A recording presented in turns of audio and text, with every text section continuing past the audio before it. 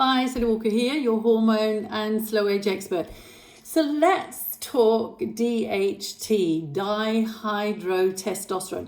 So this is the most potent of the androgens, the male hormones, and it is something that can be produced in both men and women. So DHT is directly connected with the pattern baldness. So if you are a male, then this is something that you can have problems with all through life.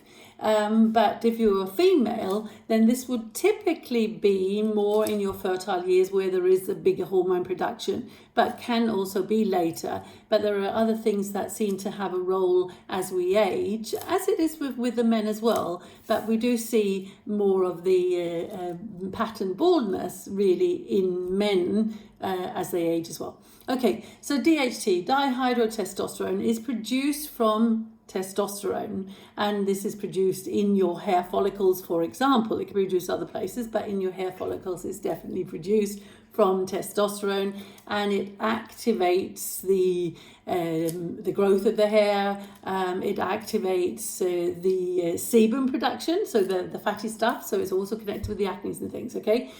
So there's a bit of a paradox here, because on the body you can have an increased growth of hair, yet on the scalp you seem to get the opposite, and DHT seems to be involved in both. Right, so just having a little look here at what will increase the production of DHT, which will give both the hair growth on the body, but it will be affecting the hair loss on the scalp. Okay. So inflammation is a biggie. So you want to make sure that your inflammation levels, perhaps get them tested with a blood test, that they are under control. So you might not be able to see the inflammation because it might be under the skin in the dermal layers as such. So it's not necessary that you can see that it's red or inflamed, which would be a kind of a sign of inflammation.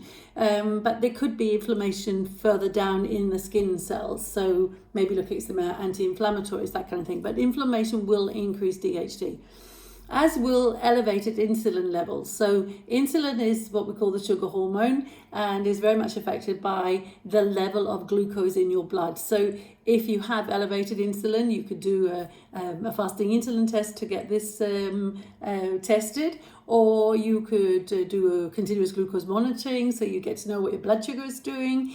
But you want to fix it basically, and it is fixable through lifestyle changes, absolutely. So if it is something to do with insulin, insulin will increase the production of testosterone. Ladies, it will be increased in our ovaries, and the testicle production is also affected by insulin.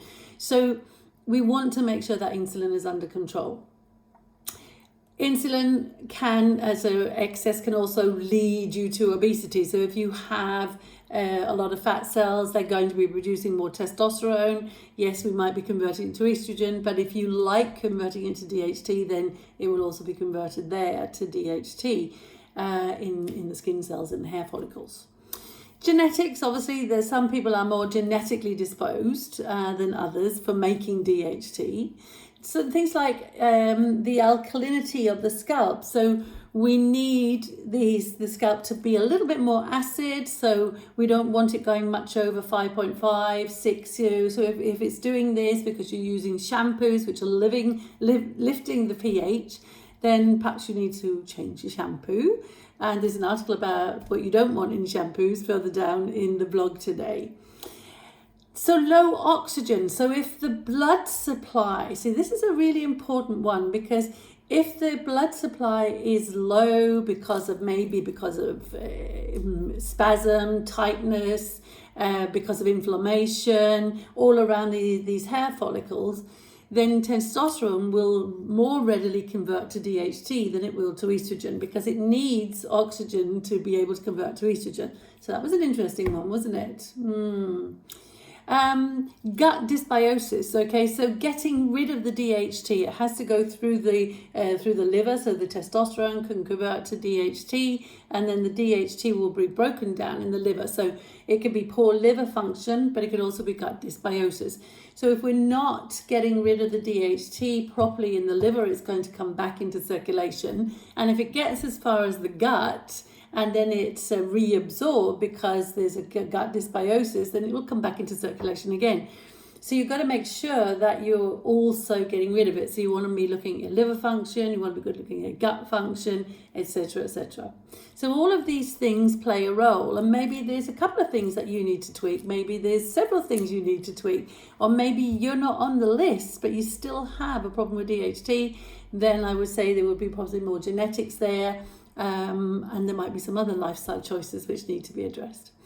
If I can help in any way with the DHT, let me know.